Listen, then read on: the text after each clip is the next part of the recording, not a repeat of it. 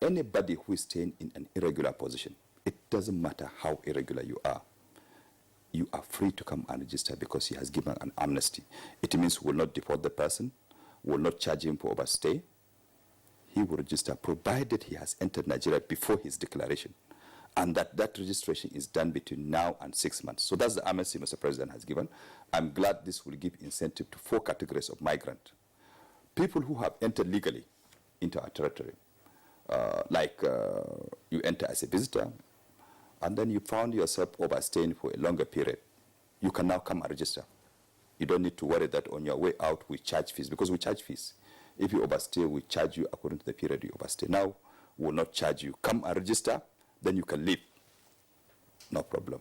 There are categories of people who also entered through illegal routes. You are aware Nigeria is a vast area of border.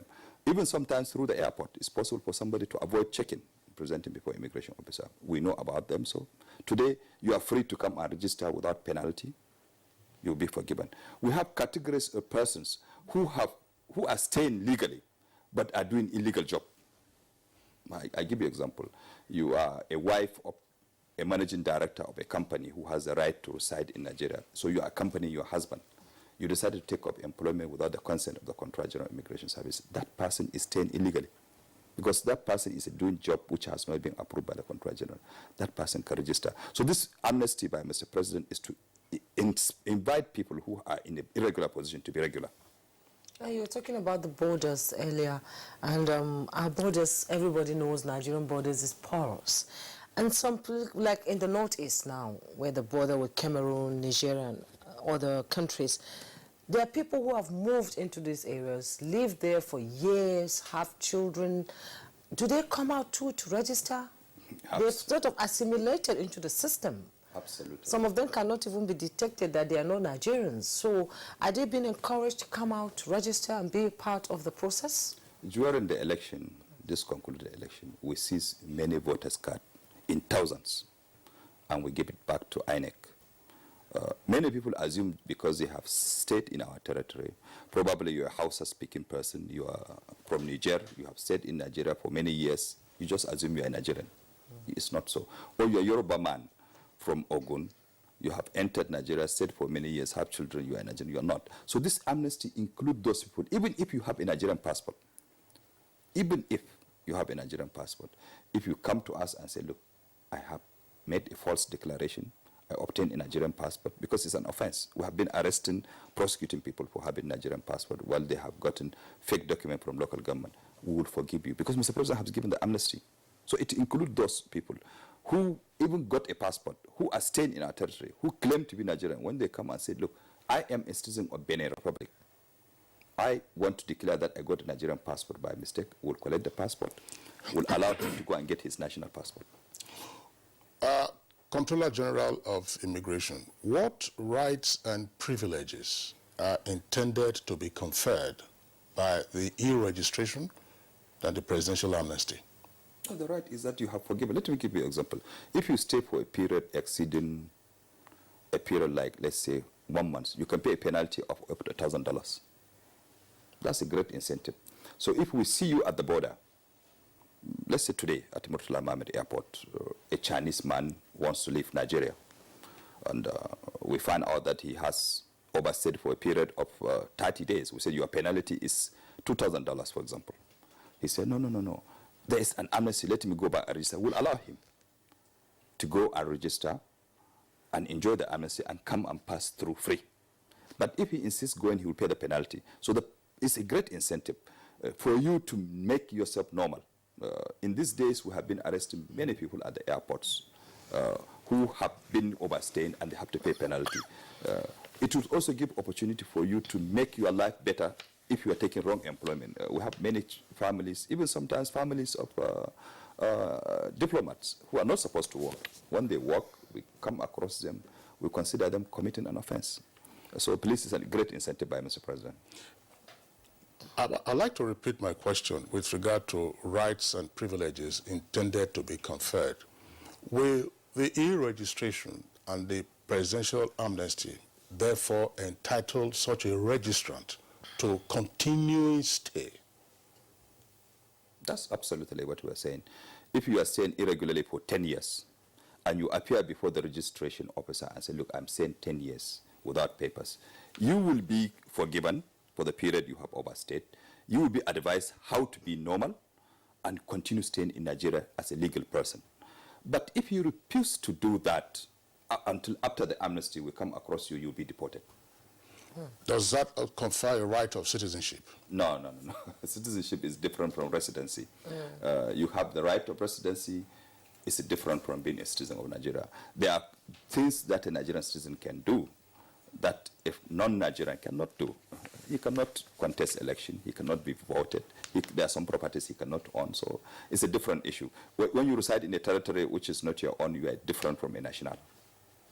In other words, Comptroller General of Customs, you are saying that this is a right of residency, therefore there is a limitation as to what the rights and privileges of such an individual can be. Every non-Nigerian staying in Nigeria has a limited right compared with a citizen of Nigeria. To give you an example, you cannot vote. You cannot be voted. Although in some countries, some people who are non-citizens who have stayed over a period of time, they're allowed to vote because it affects them as a right resident. They pay tax, they participate in governance, so they will be expected to participate in voting. But in Nigeria now, as a non-Nigerian, you cannot be voted, you cannot vote, you cannot take certain form of employment except approved. For example, you cannot be a citizen of UK. You come to Nigeria and open a restaurant without permission. Yes, you can open a special type of restaurant which the Minister of Interior approves the business model. But you cannot do certain jobs. So there is restriction for non-Nigerians. Well, there have been speculations in some quarters, Comptroller, that at times the immigration officers turn a blind eye to this kind of, abuse of privileges by expatriate or the quota itself. So what are you doing to ensure that this new e-registration and expatriate quota does not continue now? People should know the difference between expatriate quota and the individual rights to work. Expatriate quota is a grant given by Minister of Interior to a company to employ expatriate. That company can be purely Nigerian company, can be foreign company 100%, can be a joint venture.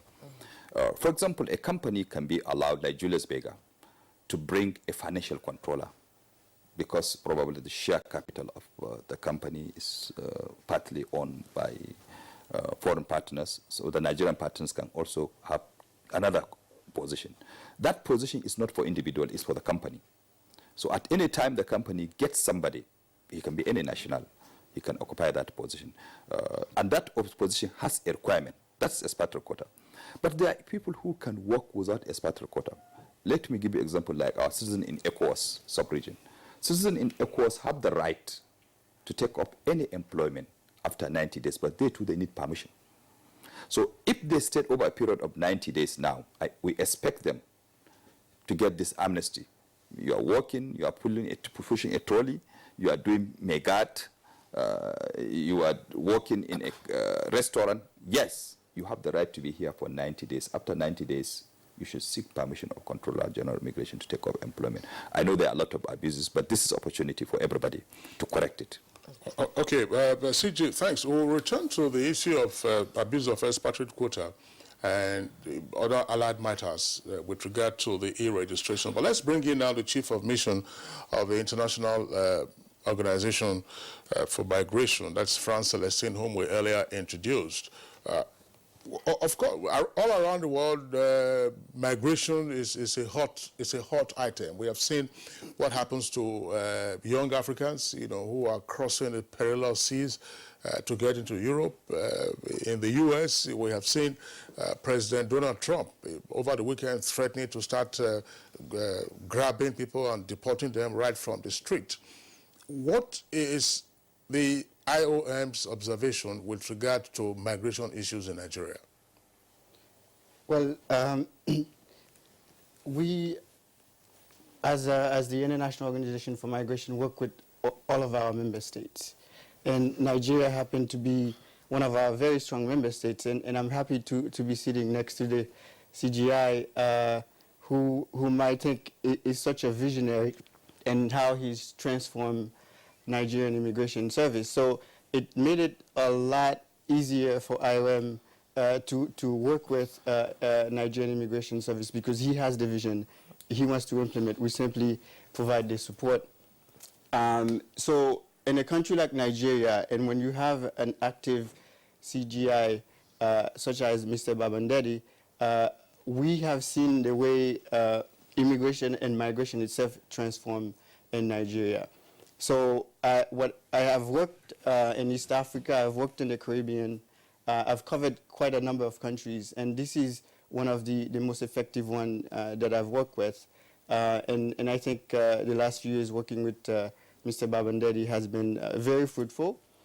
So when we have somebody in place like this, the evolution that we've seen, both from a training and also from a technology standpoint, is remarkable. The Nigerian Immigration Service has been quite effective in putting in place the Migration Information Data Analysis System, which it's a software that IOM provides to its member states to manage migration, to know who's coming, for how long, for what purpose. And we are working with Nigerian Immigration Service to install it at all the major border posts and all the major airports. I can give you some examples. Even in the Katsina area, within a few weeks of installing the MIDAS system, the Nigerian Immigration Service were able to stop 5 young girls from Edo State who were being trafficked outside of the country. So this symbiotic relationship that we have with the NIS has been good in protecting Nigerians, and also in terms of people being trafficked, reducing the level of smuggling that we see in the country, and also looking from the security side, protecting Nigeria in general. But so I've seen the trend in terms of people going north to Libya, and I'm pretty sure you know the numbers have drastically reduced from at one point 381,000 people crossing into Italy and Europe to what it is now today, less than 31,000. So there is the effort that is being made from different countries, but certainly what we've seen from Nigeria side is an important step to save lives and to make sure that when people migrate, they do so in a dignified and safe manner. Well, fine, thanks. We're talking about Nigerians who are seeking to emigrate. My colleague Juma mentioned this, and indeed it's a notorious fact that Nigeria's borders aren't effectively policed to a large extent. What kind of support has the IOM rendered to the Immigration Service or to Nigeria in general with regard to regulating, controlling, or otherwise managing the huge influx of persons, from elsewhere into Nigeria itself? Right. I mean, this is a really good question, because our efforts to work with the NIS has a whole of society approach that involves all of the MDAs. This is why the National Migration Policy was put in place to get all the MDAs together to see how we can have a comprehensive approach to migration management. So integrated border strategy, again, the CGIs have been leading this conversation. The NIS has been providing the leadership to all of the relevant ministries and also agencies, including customs. The NIS recently put together the national border strategy, which the CG can give you more detail about. What I've seen is what the NIS has done, putting all the pieces of the puzzle together to accomplish something. And the steps are gradual, and I think they are forward-looking. But in terms of what we have done, again, following the leadership of the NIS, because as an international organization, we follow our member states. We act at the behest of our member states. So following the leadership of the NIS, and I believe it was a few months ago, the CGI and I had a conversation about mobile Midas, getting the necessary equipment where the Nigerian Immigration Service can patrol its borders with this software that allows it to capture those who are coming in, even those who are going. And this was designed actually to look at the borders that are not physically manned. So you have the equipment with the necessary, the trucks and the satellites to move around the borders. And this is something that we intend to put in place in the next few months. We sat down a few months ago and the CG told me, okay, this is what I want. This is where we'd like to have them. And then we said, okay, we can certainly do it. So there is the migration, the national migration policy, the diaspora policy, the border strategy. There are a number of products that we've worked with such ministries of Interior, ministries of Labor, ministries of the Ministry of Foreign Affairs, and of course agencies like NIS, NAPTIP, and NCFRMI, to have a whole of, not only a whole of government approach, but also a whole of society approach, because migration itself is such a complex phenomenon. One set of policy may not be enough to address it. So we have to put a comprehensive approach, a multi-pronged approach to get it done. Okay, thank you so much. I will now come into Matthias Essene, Head West Africa International Center for Migration Policy and Development. Migration is the word and everybody sleeps across the world. Positive or negative, you know, people have to talk about it. In Nigeria, security concerns has also pointed the infiltration of criminal elements into the country through these borders.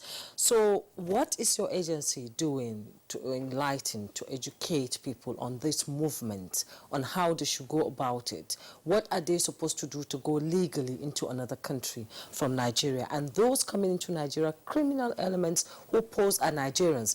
What are you doing to make sure that a lot of awareness is raised and these people are brought to book? Okay, thank you very much. Just to start, the International Center for Migration Policy Development, ICMPD, it's a regional organization that is comprised of 17 member states, essentially all are Europeans. And just last December, we had the membership of Turkey and Malta, because these are two important countries, because they provide corridors for people who are migrating towards Europe. Now, having said that, I'd like to start my conversation by first of all trying to maybe for us to rethink the way we see migrants. You know, it's very convenient for people to kind of link criminality to migration.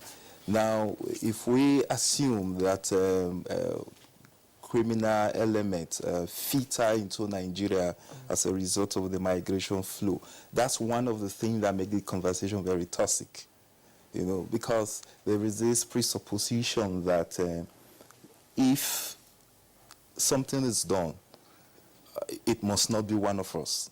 It must be somebody else.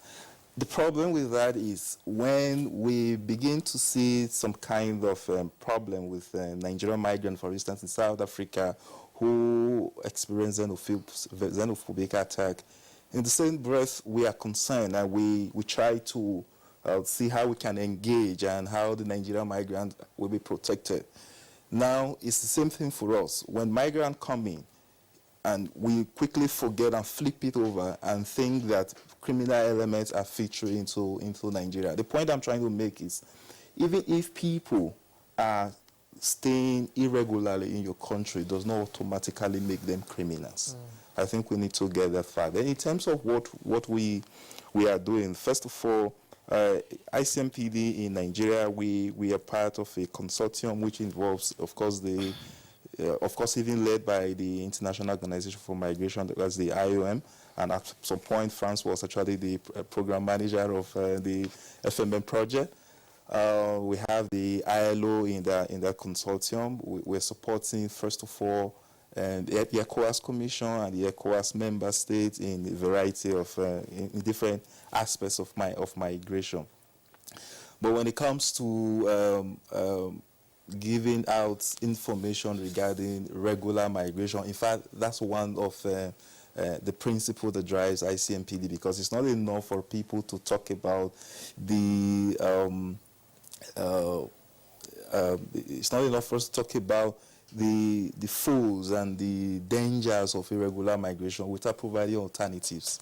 You know, and the alternatives to create regular channel for people to migrate, because as it is, migration is inherently human. Yes. People will continue to migrate. Migration is a means of survival. Whether you are migrating internally or internationally, this is a reality. All we need to do is to manage it. Like France has just mentioned, what is most important is not to tell people not to migrate, not exactly, but actually to inform them that if they must migrate, they should migrate in dignity and go through legal channels. All right, like Matthias is saying, of course, we know that migration is a global phenomenon, and some of the more unsavory stories that we've heard, of course, those stories have often involved Africans trying to get into Europe or the Americas or elsewhere.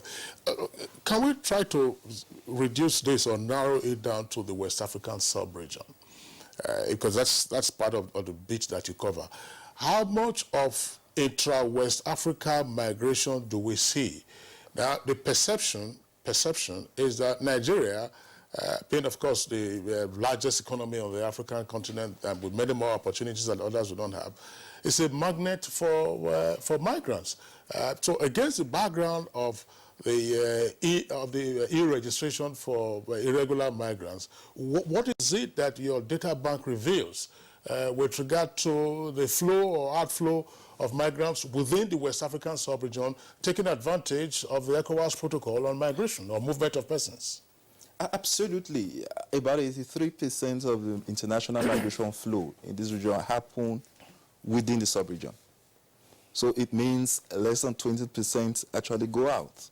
So that's to tell you the importance of the migration flow along the various corridors in West Africa. Just to start with, the registration of migrants is not something sublime. It's not something new. It's not something out of this world. It's something that countries do.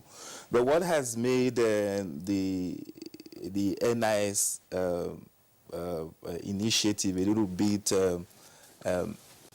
something to really care about is the fact that it's e-registration. So it means that people at their convenience and they have a 6-month period to do that, So that's just to simplify the migrant registration process for all class of migrants. But it's very important that we distinguish, as you have done, between community citizens who are citizens of other ECOWAS member states, and of course, again, third country migrants.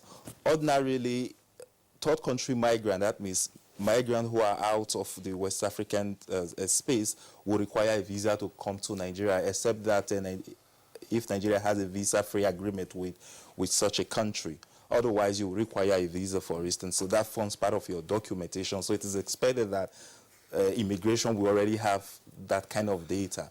Now, for West African migrants who do not require visas to come in, there are some form of documentations that you provide, for instance, the standard passports, But now there are some advancement in the implementation of the ECOWAS protocol and some new regulations that has also coming out, which we are all supporting. That includes the use of biometric ID card as a travel document. Because now, many a time when we talk about porous border, we get the impression, and I don't really like to say that our borders are porous, because if we understand the nature of this border, I don't think porosity is the right description of what it is. Our borders are contiguous. That is the reality, because porous border presupposes that you actually, first of all, have this barrier, a clear demarcation, and probably even a buffer zone. and perhaps out of incapacity or for whatever reason, or a breach, you know, you are not able, people violate those corridors that have been coded off. But what we see in Africa, and given our history, these borders are contiguous. You have even communities. I mean, I just give a very... and there are countries without contiguous borders unless you have treacherous terrains, such as mountains and so on and so forth, all around the world. Of course, we know, for instance, there are countries that are islands of their own, like Cabo Verde, do not have any land border, for instance. But ours is not just that it's a contiguous border, it's contiguous to the extent that cultures interact. The people across this border speak the same language. You know, these are people who have the same culture. I was just going to give an example of something, a place called, there's a Cambia district, it's in Sierra Leone, a community called Balamuya, shares, it's at the corridor with Guinea-Bissau, for instance. Now, we have a border post built by the European Union, a joint border post that facilitates, and they have very good practice. But just between the buffer zone, there is a building, there's a house. I have a photograph of it. I was there a couple of weeks ago. There's a building, you know, one part of it falls on the Sierra Leonean side, the other part of it falls on the Nigerian side.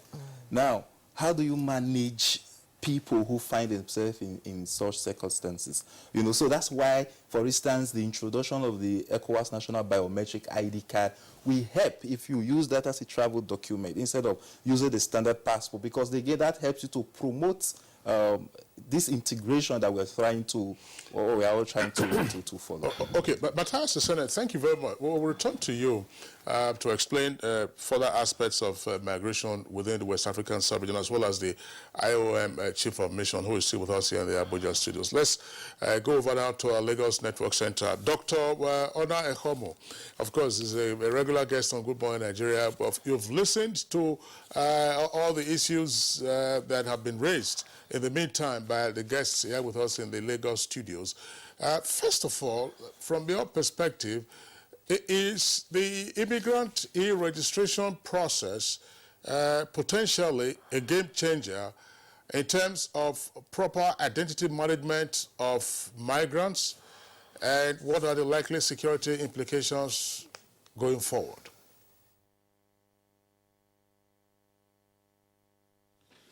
Thank you very much, Honorable Kinsley, and thanks to all your guests for enlightening us about the immigration issues or migration issues in the sub-region and specifically in our country.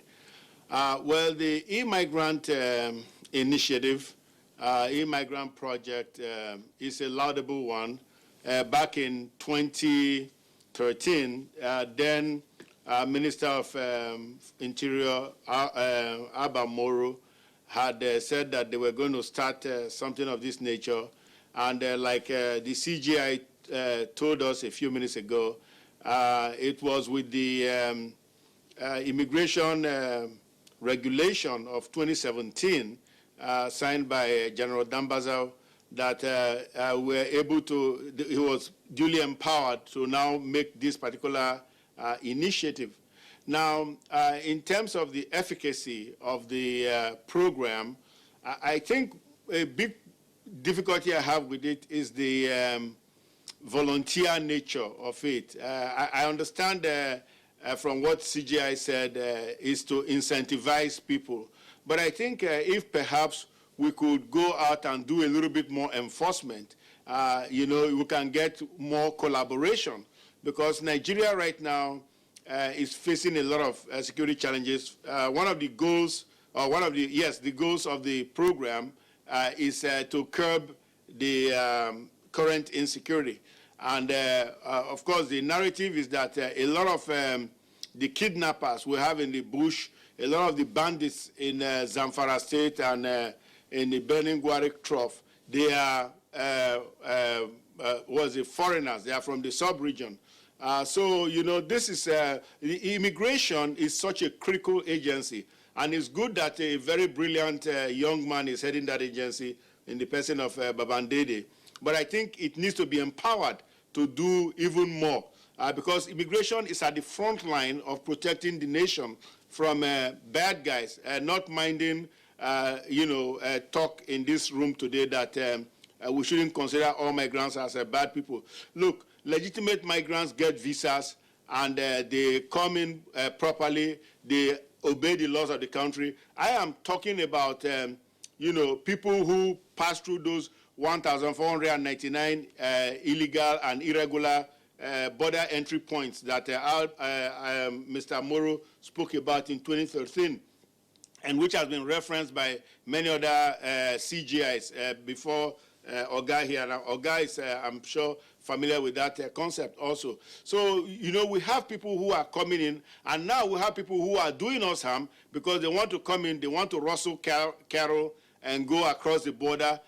They want to come in and kidnap Nigerians because they can get a lot of cash and whatever. I mean, that really bothers me. So I see the role of the immigration agency beyond just being another NIMSI that is providing ID cards to people or trying to interdict girls going out of Nigeria. I see that more as something for NAPTIP to do. But I see the role of the immigration agency as a frontline border agency to interdict the illegal in-migration of criminals and of people who want to come in here and do harm to Nigerians. I mean, we don't need to really wait for you know, bad guys to come in here and set this country on fire before we really take the fight to them or stop them from entering this country. That is really my concern. I think in terms of the MIDAS program that Mr. Celestine has talked about, that's a brilliant program. We can just go around and register people. But a lot of these guys have to be,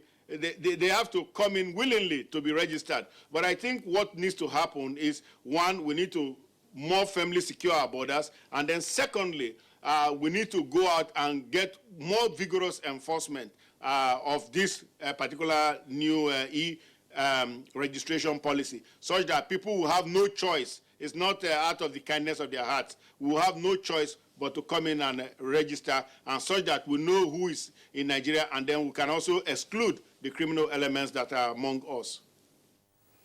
All right, Dr. Onaihamu, thank you very much. We'll return to you, but let's bring in again the Comptroller General of Immigration, not so young a man, by the way,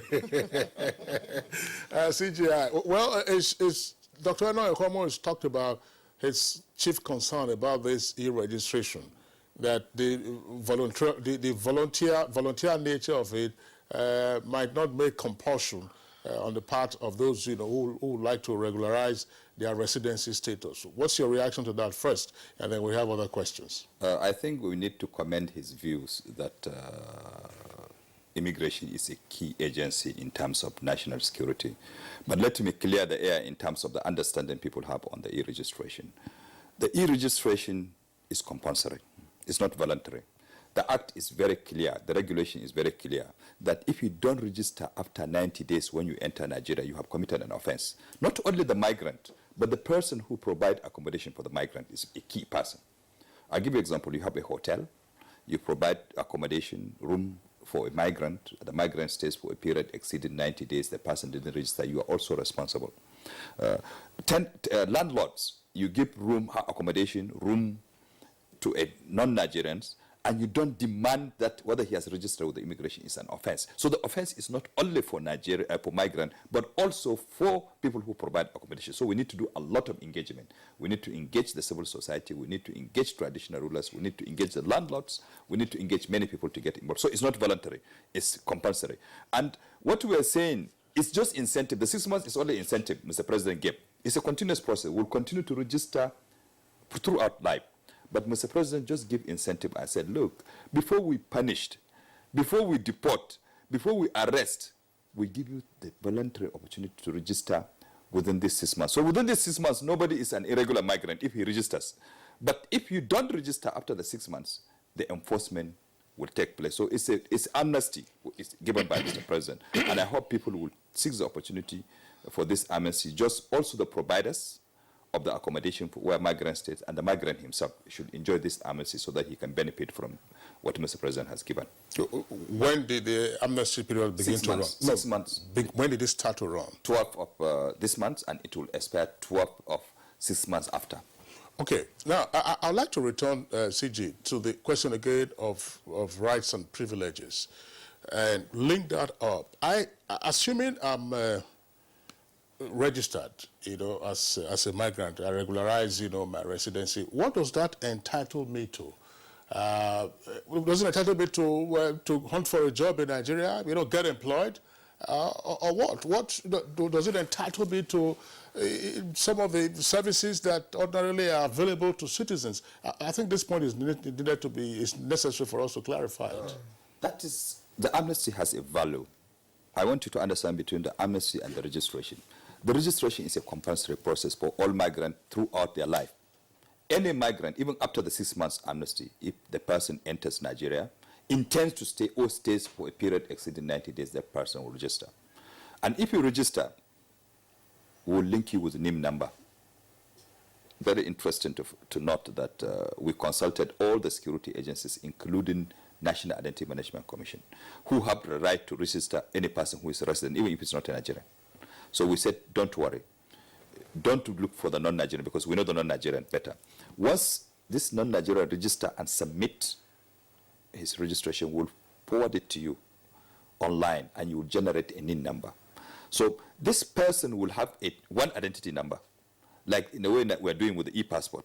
In the e-passport, the ones we roll, once you get the new passport, you'll be linked with the NIN number, and your NIN number is linked with your IBN number. So we're having one person that can be checked. It's a big strategy for national security. It's good for national development. It's good for our statistical issues. So the privilege is that with the time, after the 6 months, you will be asked about that number before you get any facility, before you get rent, before you get accommodations, before you get employment. But now we are saying that within the 6 months, you can even get job free. We won't give you any. Once you come to us and say, look, I've been staying in this country irregularly for 10 years. I want to get regularized. We allow you to get regularization, and we permit you to get a job. But if not, we'll remove you. You begin to seek for employment from outside. So whenever immigration officer arrests a person, and the person will be removed, he will be treated as if he's seeking to enter Nigeria for the first time. But now he has entered Nigeria, we give him the permission to look for a job. It will be granted within that 6 months. So 6 months is a great opportunity. You can show yourself, register, and continue working.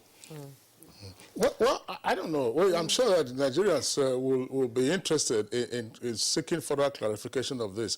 As for those who have lived outside this country, you would know that you have to have a work permit. Yes. If you can have your right of entry, or visa for entry, but for you to be able to work, you must have a work permit. Is there a linkage with the Ministry of Labor with regard to this? Because there have been complaints, again, you can tie this up to expatriate quota, of jobs that Nigerians are qualified to do and are available to do, being snapped up by foreigners.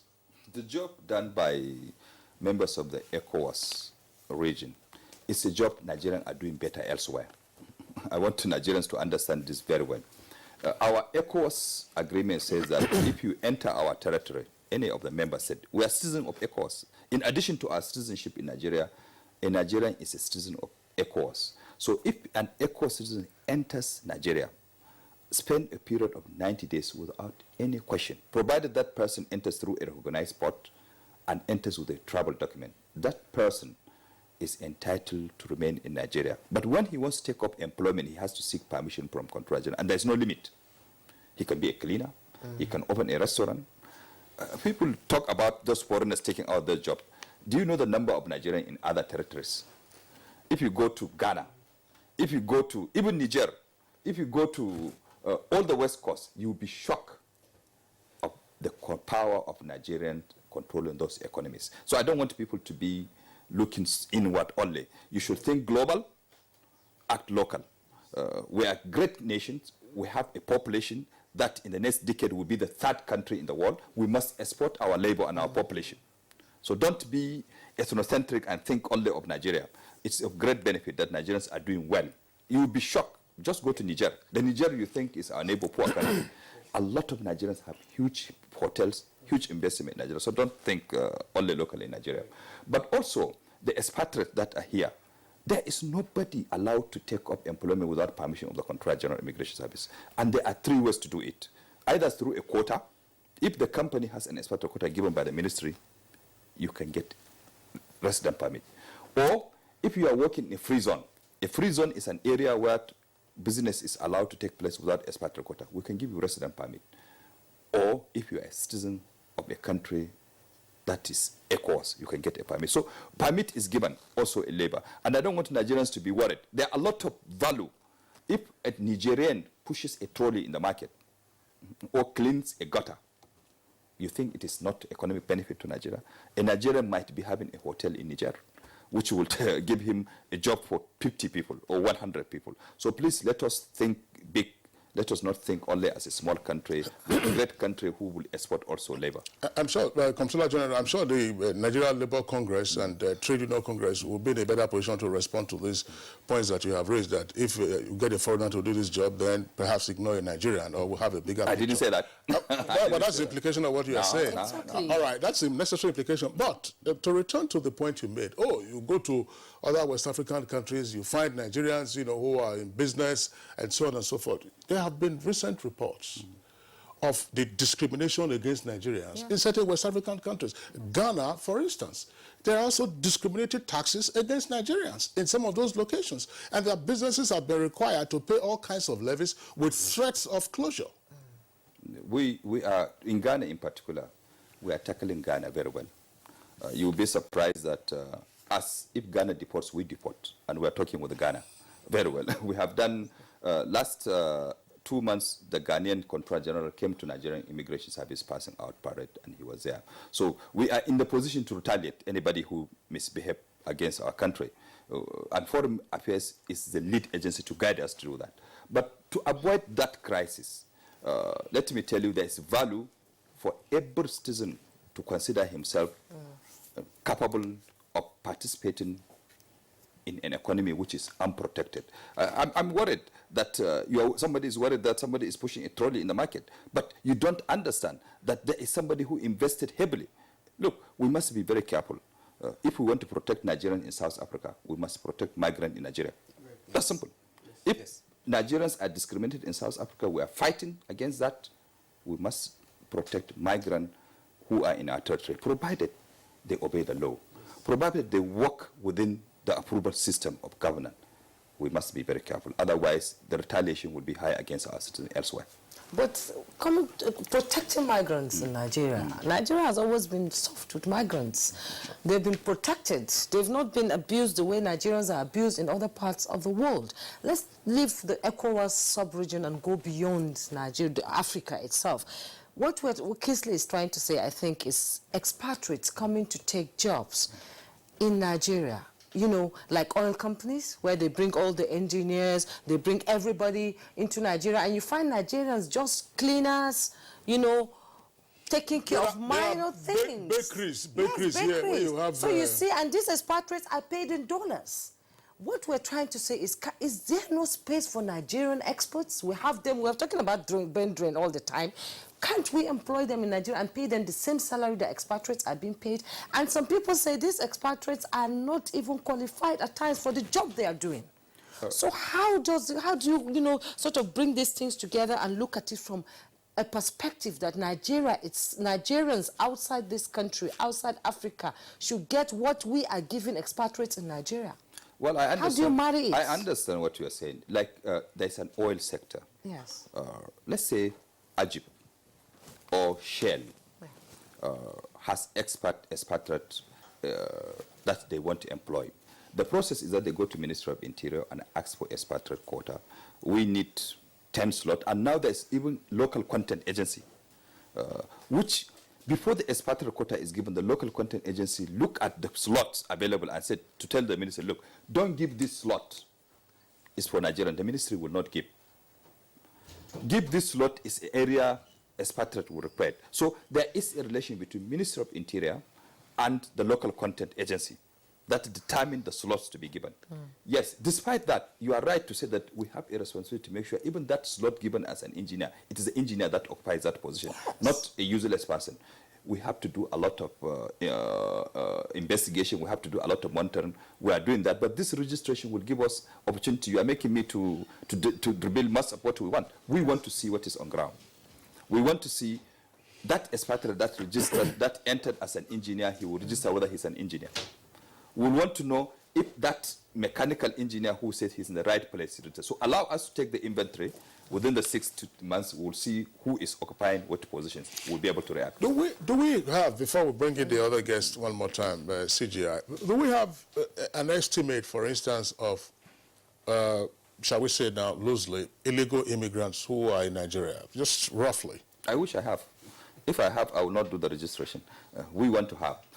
Nobody has estimate of irregular people in his territory. But one thing is very clear, that you talk about porous borders, but we talk of contiguous borders. There are a lot of people who are in our territory who have no documentation. After this exercise, we'll have thousands of people documented. With the amnesty, it will give us benefit. People will see it, oh, why do we take that risk? But I'm sure we're going to get a large number of people who are not normal, who are not staying regularly, who will be registered. But let me tell you, this registration is for persons who are regular and irregular.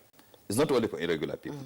It's for everybody. Anybody who enters Nigeria after, say, 90 days is expected to register, except is an exempted person, like diplomats. Diplomats are exempted. But if you are not exempted, you must register. So we'll be able to have a better statistic after this documentation. Let's talk about CEPAC, the upward review of the combined expatriate resident permit and alien card. You know, it was set up to check the abuse of expatriate quota and develop local content. Is that working? Well, I know the increase, many companies cried about the increase of the fee. As operative, it did go down well with most expatriates. I also cried as a $2,000. Yes, as a controller general, I also cried to my ministry. But the responsibility to increase fees rests with the Minister of Interior. That's the power given to the Minister of Interior. And I think he has seen the value of increase in terms of revenue for government. But as an operative, I have also raised an alarm. And we have received a lot of complaints from expatriates, that $2,000 is too much. Imagine they retaliate against Nigerians elsewhere. I always look at what will happen to Nigerians in other territory. You charge expatriate $2,000, and if other countries decide to charge $2,000, let's say the Americans charge Nigerians $2,000 for residency, it will be a huge issue for Nigerians. So I know it's too high, but government is looking at it in terms of investment and benefit from this expatriate. I hope so, that it will be reviewed, because I have written memos for the review, and I hope when it is reviewed, it will serve better for the migrants. All right, Controller General of Immigration, thank you very much.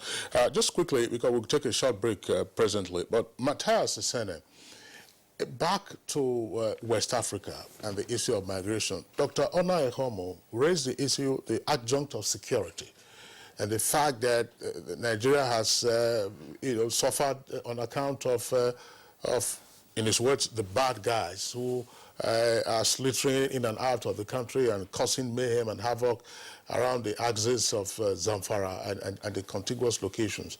And back to the question I asked earlier, what do we know, at least from your organization, in terms of the influx of these bad guys, persons who are harming our security, harming our economy, and making life unbearable? Okay. Now, first of all, I completely understand the point that Dr. Ihomo was making, because many a time to pursue national interest is not a bad thing itself. So when we have this kind of conversation, you see people talk about there is this nationalistic tendency to protect what is of interest to you.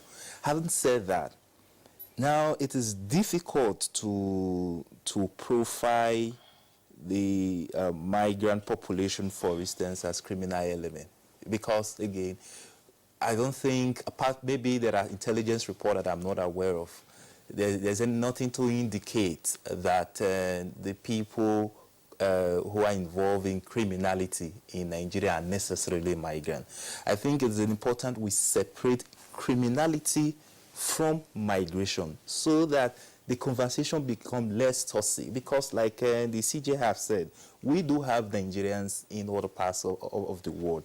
Now, coming to the northeast axis, and of course the northwest, like in Zamfara and all that, if there are bandits causing mayhem, the proper thing to do is to arrest them. And it's not necessarily to profile them as migrant, because that creates some kind of impression in people's mind. you know, whereby you begin to scapegoat, you know, other population because they are different from you. I have heard, just this quick point, I've heard at a point that Nigerians love life so much, it's difficult for a Nigerian to commit suicide. You know, that Nigerians don't engage in suicide bombing, that people who do suicide bombing are foreigners. And I tried to interrogate the person who made that assertion if we had any evidence. But today we see that people are committing suicide. So committing suicide is a different issue. I just, very quickly, because Dr. Onayokomo is a security consultant, and we've had him on Good Morning Nigeria discussing various security issues. Dr. Onayokomo, Matthias Essena here is saying that, look, segregate issues of migration from criminality, deal with criminality strictly. But earlier you were talking about the fact that there appears to be some linkage between some of the bad guys who are flowing in from elsewhere in the West African sub-region into parts of Nigeria, but are causing mayhem. What's your reaction to what he said? Thank you very much, Honorable Kingsley. I think we have to keep our knowledge. Well, first, I think the gentleman from IOM said, let's use a whole society approach toward the issue of migration. I think he said that, and that's very useful. And whole society approach should not only relate to just immigration agency and these other, let's say, NAPTIP, IOM, ICMPD. It should also relate to what is coming out of the police agencies and the intelligence agencies. Because right now we have a big problem of terrorism in this country. Now, one of the clearly stated goals of this new initiative, the e-registration, is to combat insecurity. Now, another goal of this e-registration is national development. Now, those two are antithetical because if you have insecurity, you cannot really have good national development going on at the same time. So to achieve those two goals, we have to be, we'll have to kind of put it together. Now, what is my evidence? I think the question that is being asked here is, what is the evidence that it is foreigners that are coming in, at least for the most part? Well, look, I just concluded a big study recently from some granting agency, and we were looking at the,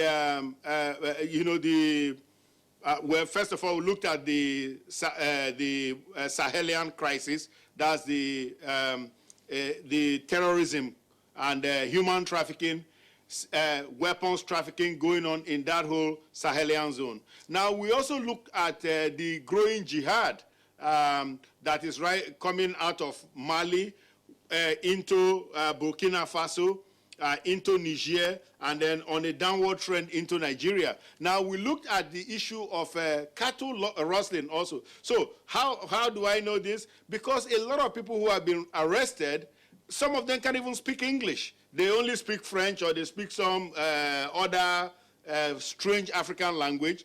And so, no, it's not correct. In my business, in the security business, we do profiling. We do what we call predictive profiling. We have to look at a population, a segment of the population of arrests made. This is from cost-effectiveness analysis. We look at what are the arrests that are being made, and what is the information that is coming out. That's what, after all, CGI is doing with this new policy, and even the MIDAS from IOM. That's what they are doing. They are gathering information. For what purpose? To gain knowledge out of it. It's not just gathering information for its own sake. It's to gain knowledge, know the kind of people who are involved in these kinds of activities, and know how to handle them as a group. It's a sociological matter, and that's really the issue here. So the evidence is that a lot of, we know the trends that have been happening. I've been studying this, a longitudinal study. I've been studying it for over 10 years. We know the trends that have been occurring. We know what has even happened with our Boko Haram on the northeast, the links from Niger, from Mali, and then, now with the Sahelian crisis, with Mujao, with Amirabitum, with all those, crazies, and, the kind of attacks they've been. Look at Burkina Faso. Burkina Faso is almost on fire right now because of jihadi movements in that country. And that jihadi movement is on the downward march and is already in Nigeria, but we need to confront it. That's why we need Mr. Babande's agency to really help secure that front line and, you know, keep Nigeria safe. All right, Dr. Anaya Homo, thank you very much, gentlemen, as well. We're taking a short break now. When we return, we have some tweets. We'll take those tweets, and then we'll get back to our guests.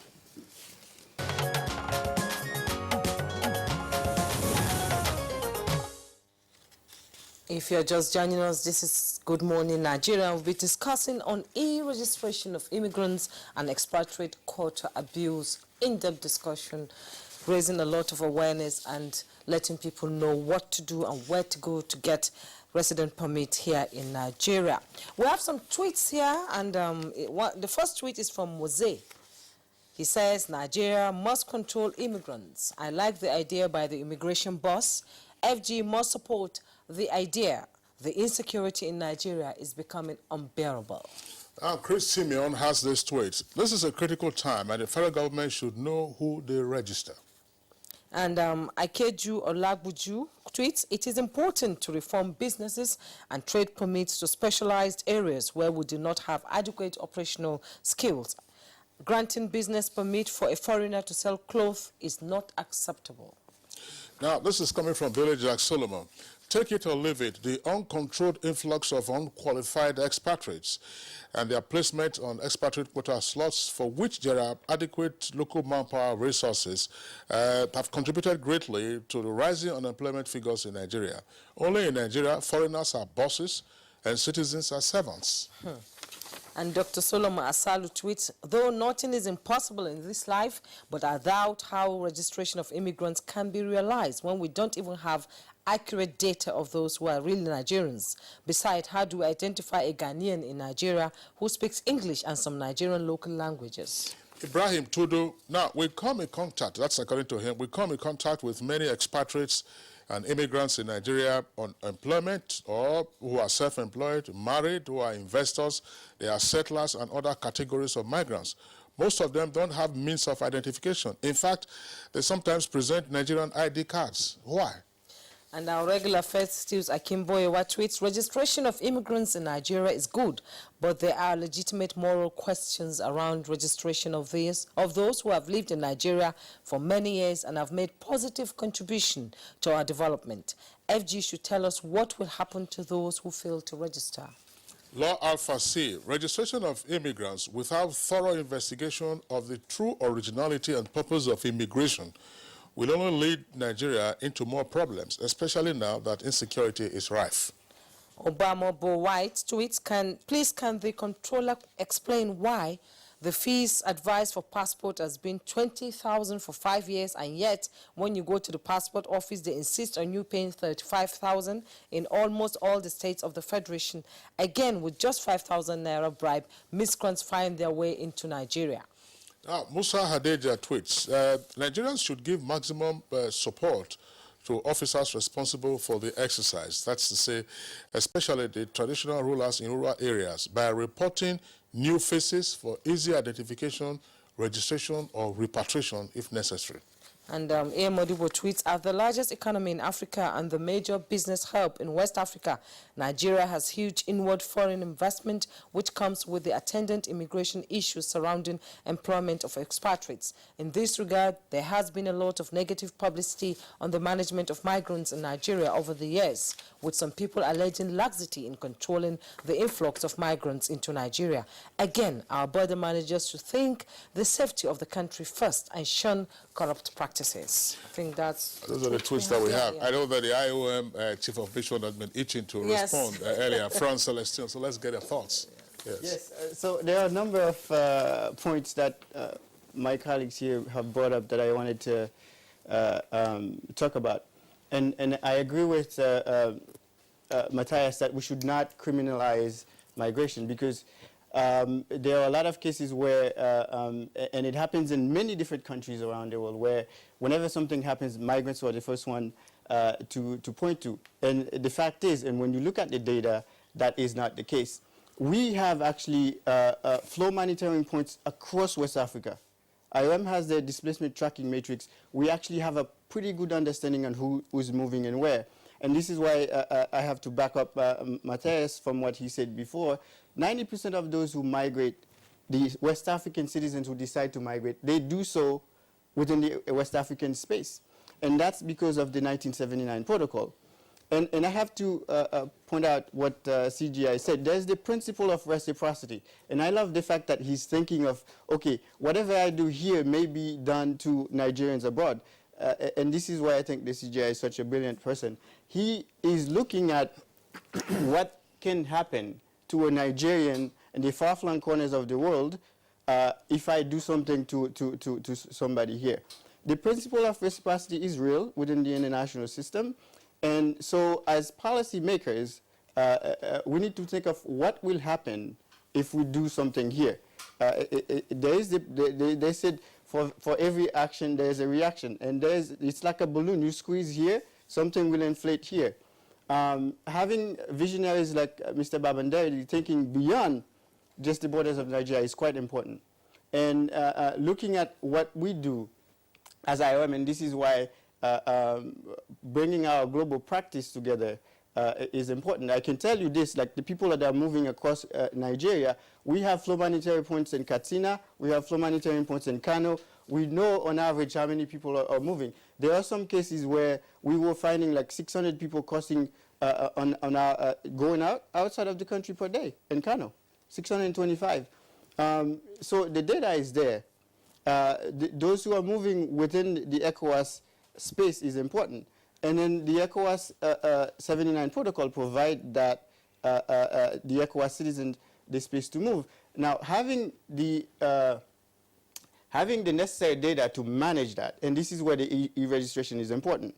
And this is why the amnesty from His Excellency is important, Mr. President, is that it allows the Nigerian Immigration Service to have a proper account of who's here. Even if you don't get everybody who's here irregularly registered, but that's better than zero. And I've seen it in action. We were there on the 12th. I see how it works. And we have worked with the Nigerian Immigration Service to test it. It was not just here, but it was also, I believe it was tested in Calabar. But the immigration, the NIS has 42 such points throughout the country where people can go and register. It will give a proper look. And like the CGI said, Nigeria will soon be the third largest country in the world. And there are quite a number of Nigerians migrating outside of the country. We need to think about them. We need to make sure, like, if something is happening to them and we speak up, they don't call us hypocrites. Well, that's right. Francis Celestine, thank you very much. But tie all of this by way of response to the points also articulated by Dr. Onai Ekwamu in our Lagos network studios. Mm-hmm. Nigeria, before now, had little qualms about people moving across borders. I mean, there was always the sense of artificiality of our borders arising from the 1884 to 1885 Berlin Conference, which balkanized the African continent, and so on and so forth. But as Onai Ekwamu has explained, you have something like a molten lava, you know, flowing from other parts of West Africa into Nigeria, and it recognizes the crucial role of immigration in building the dike, as it were, or ensuring that we have proper border security. From the IOM point of view, in terms also of profiling and therefore helping the country's security, now this is very crucial. What is it that is required to be done in terms of, look, if skilled persons want to come in, let them come. Harmless persons want to come in, I'm sure Nigerians will say you are welcome. But when you have the danger, as I said, molten lava, you know what that means. Right, you know? Of course. So, no, but good point. And I think that's what all of the security services are there for. And the NIS as a frontline agency has that burden of you know, providing that the security for the country. I mean, with a workforce, and I stand to be corrected by the CGI, of 26,000 people, that is a formidable force that is being put in place. Now, let's look at the progress that have been made by NIS and working with IOM. And let's look at the specific, issues. For example, the border strategy, which NIS recently put in place. This is the guidepost that all NIS officials would use to protect the border, because it plugs into an umbrella that the Nigerian government creates, so that all of the agencies, the concerned agencies, can plug into, with NIS leading this conversation. So looking at security concern, of course, as IOM, we don't want to see the bad guys come in. We want to work with all of the Nigerian MDAs, and especially our primary partner, the NIS, to make sure that these bad guys stay out of the country. We want to make migration for the benefit of all. And migration cannot benefit people if those who have nefarious intention are coming in. This is why we have MIDES. This is why NIS has all the different products, the technology that they're putting in place. And the foreigners registration is one key aspect of it. And the mobile MIDES also will give the NIS the necessary tool to track and get those who are coming and trying to come irregularly. So that, again, going back to my whole of society approach and whole of government approach, requires everybody to input. And this is why I like the tweet from one of the viewers here saying, let's get the traditional leaders involved. Let's get the local population involved. If somebody's coming and that person is not coming from the proper, okay, let's work with them. Churches, mosques, everybody. That's why it's a whole of society approach. All right. Thank you very much, Franz Celestine. Just the last set of tweets that we'll be taking on this occasion, we'll go through them very quickly. Ozode Chukwuebuka, all immigrants entering Nigeria must be profiled and duly registered. We must not leave our borders unchecked. And Josephat Ukachi tweets, is there any stiff penalty for those immigrants that fail to register? If there is, what are these penalties? Now, Ibrahim Tudu tweets, two tweets there. I'll take one of them and Jumel will take the other. The Comptroller General of Immigration. Now, this e-registration is not well known to the public. Almost nothing is happening at the border towns and states. Your agency must collaborate with CSOs and communities to pass information. You can't do this work silently. Immigration is now tied to insecurity in the country. The borders are at the center of the issue, and the immigration service at the center of it all. They must sit up. And Ibrahim Tudu still tweets, if the U.S. is struggling with borders, migrants, and drug trafficking, we can't just be playing good Samaritans and Democrats in Nigeria with our borders looked by. Our borders should have been closed temporarily for the registration. All right. We'll get the closing thoughts from Dr. Ono Ekhomu and then return to the Comptroller General of Immigration. Dr. Ono Ekhomu, your perspective, just before we call it today, on the program today, in terms of the security implications and what we need to get right, data capture, ID management, for purposes of controlling crimes, whether of immigrants or of locals. Thank you very much, sir. I think the most important thing here is to ensure that we are able to register enough people to make this data worthwhile, such that we are not relying on anecdotal data. Like the CGI said, we don't have the population of migrants, whether legal or illegal migrants in the country right now, and that is troubling. So we need to get that kind of information. So what are the things that can challenge this system, and what will happen? Well, first of all, we'll have to ensure that we have good information, protection of information assets. That's good computer security with it. We'll have to ensure that, there are no unethical or sharp practices going on, at the registration points.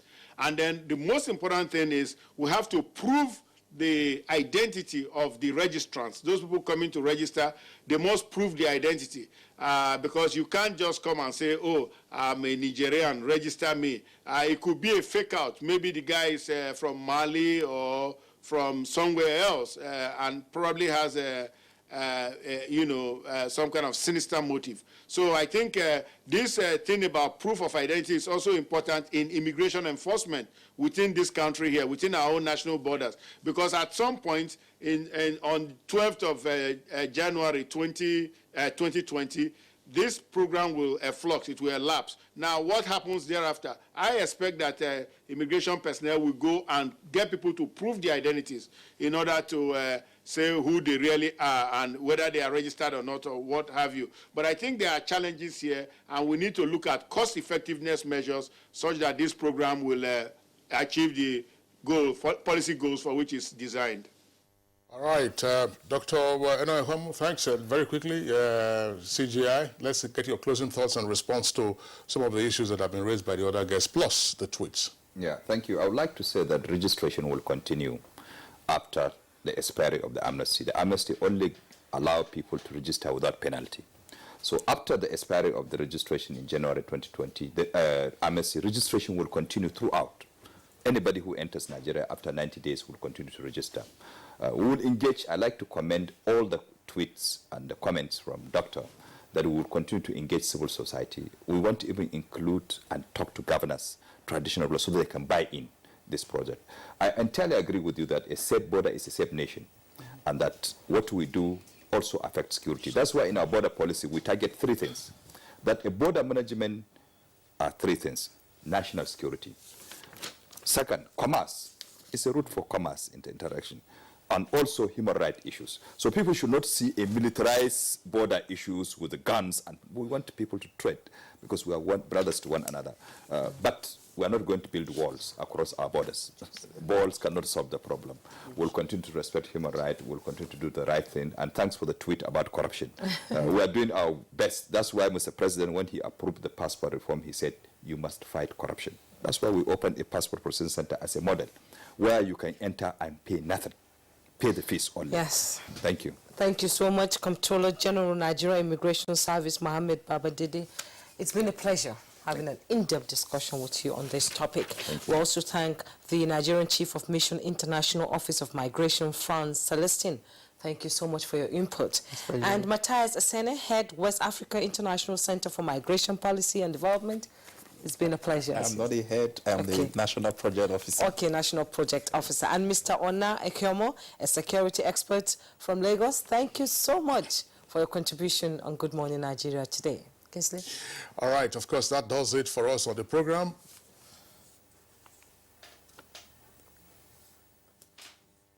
Of course, that does it for us on the program today. We'd like to thank you for tuning in.